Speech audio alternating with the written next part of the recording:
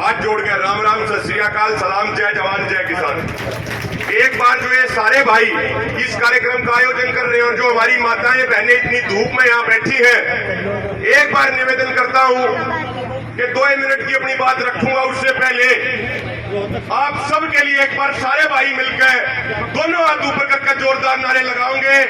जो जमींदार का बालक होगा, जिसकी रगों में जमींदार का खून होगा, वो जोरदार नारे लगाओगा। दोनों हाथ ऊपर करके नारे लगाने हैं भाई।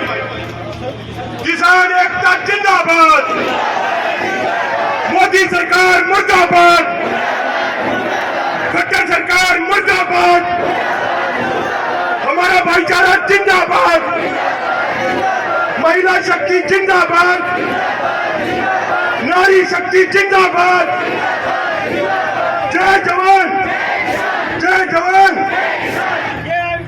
साथियों, सबसे पहली बात तो ये, आज तक जितने भी आंदोलन, इस आंदोलन से पहले हमने लड़े, वो आंदोलन शुरू होने से पहले ही हम 50% कमजोर हो जाते थे, क्योंकि हमारे समाज का 50% हिस्सा बनाने वाली, हमें जन्म देने वाली हमारी माताएं बहनें पहले ही घर में रह जाती थी, तो हमारी जनसंख्या का 50% हिस्सा तो आंदोलन में शामिल नहीं हो पाता था। लेकिन इस आंदोलन की सबसे बड़ी खूबसूरती, सबसे बड़ी उपलब्धि ये है कि हमारी माताएं बहनें जिन्होंने हमें 9 महीने अपनी कोख में रखा और हमें जन्म दिया, आज हमारी माताओं बहनों के नेतृत्व में आंदोलन चल रहा है और वो पुरुषों से कंधा मिला के पुरुष समाज से भी आगे चलने का काम कर रही है। तो एक बार जो हमारे बड़े बुजुर्ग बैठे हैं पाछे वाले, वे भी हमारी माताओं बहनों के लिए 5 सेकंड के लिए जोरदार ताली सारे बजा दे जाओ एक बार। और मोदी सरकार और खट्टर सरकार कान खोल के सुन ले, हमारी माताएं बहनें इस आंदोलन में आ गई है। ईबीओ आंदोलन 100% नहीं, ईबीओ आंदोलन हम 200% जीतेंगे और मोदी सरकार के गोटे भी टिकवाओगे, लेकिन गोटे टिकवाने से काम नहीं चलेगा। गोटे टिकवाने के साथ साथ मोदी सरकार की नाक भी रगड़वाओगे और उससे के बाद अपने काम में उल्टे जाओगे। साथियों, मेरी हमेशा से एक सोच रही है कि यदि हम साफ नीति और नियत से काम करेंगे तो यह परमात्मा और रब या प्रकृति हमें सफलता जरूर देगी।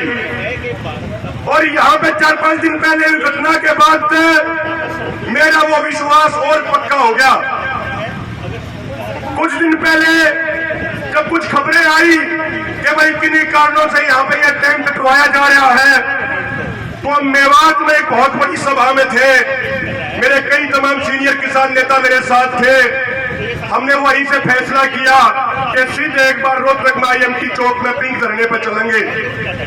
और मैंने यहाँ की कमेटी से एक ही निवेदन किया था हाथ जोड़ के कि जिस भाई ने जितना सहयोग करा उस भाई का उतना ही धन्यवाद करो। हमने किसी आरोप प्रत्यारोप में नहीं पड़ना, हमने किसी वाद विवाद में नहीं पड़ना। जिस भाई ने चाहे 1 दिन का 2 दिन का धन्यवाद, जितना भी काम करा उसका धन्यवाद करो। ये जो महायज्ञ चल रहा है, ये पूरे देश का जो महायज्ञ चल रहा है आंदोलन के तौर पे, इस महायज्ञ में जो 1 आहुति दे उसका भी धन्यवाद है, जो 5 आहुति दे उसका भी धन्यवाद है और जो 10 आहुति दे उसका भी धन्यवाद है। इसलिए एक बार जिन भी भाइयों ने चाहे 1% सहयोग किसी का रहा हो इस पिंक धरने में या इस पूरे आंदोलन में किसी भी भाई का सहयोग रहा हो, उन सब भाइयों के लिए एक बार जोरदार ताली बजा दी जाए।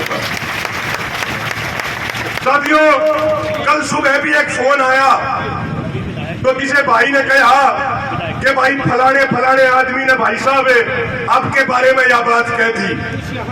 मैंने उन भाइयों को कहा कि भाई ये तो एक आरोप है, अब किसने क्या कहा है क्या ना कहा है, चाहे तो परमात्मा जाने हैं चाहे वो आदमी जाने हैं।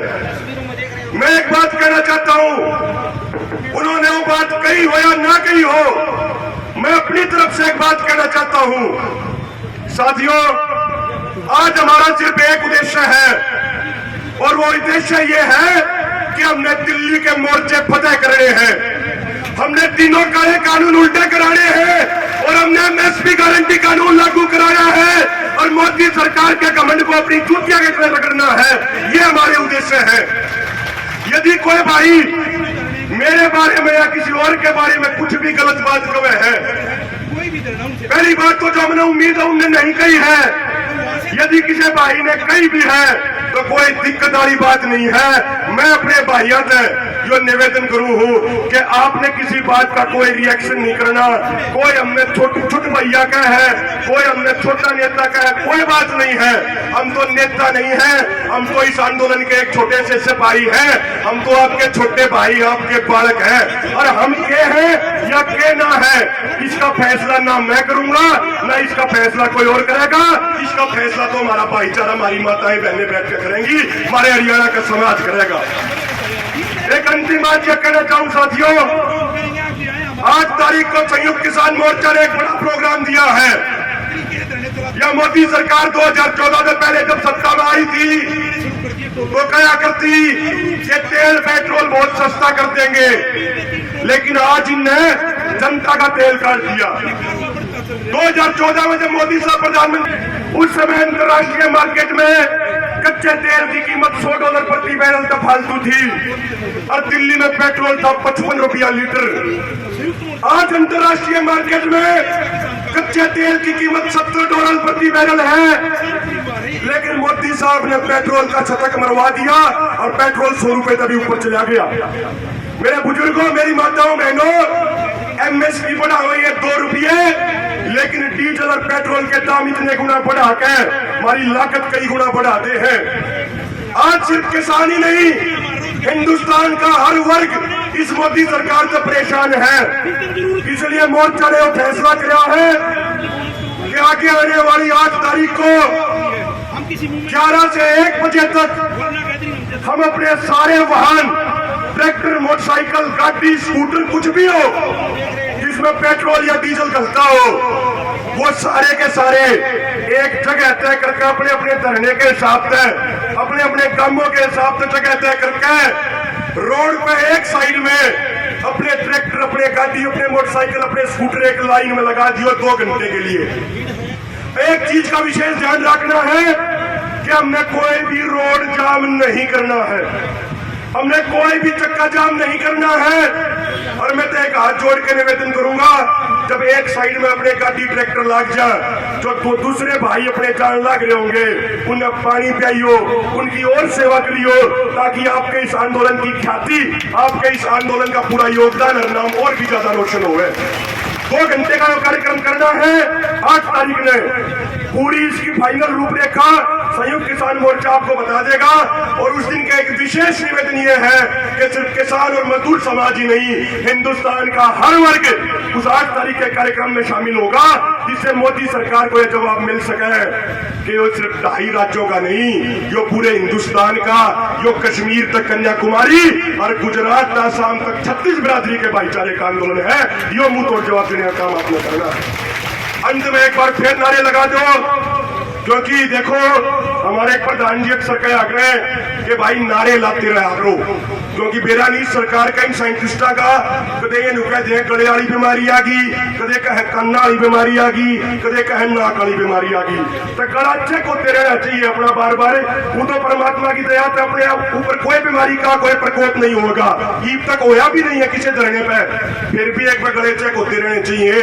तो एक बार जोरदार तरीके से जैसे पहले लगाया आपने, दोनों हाथ ऊपर करके नारे लगाइयो, किसान एकता जिंदाबाद, मोदी सरकार मुर्दाबाद, नारी शक्ति जिंदाबाद, मातृ शक्ति जिंदाबाद।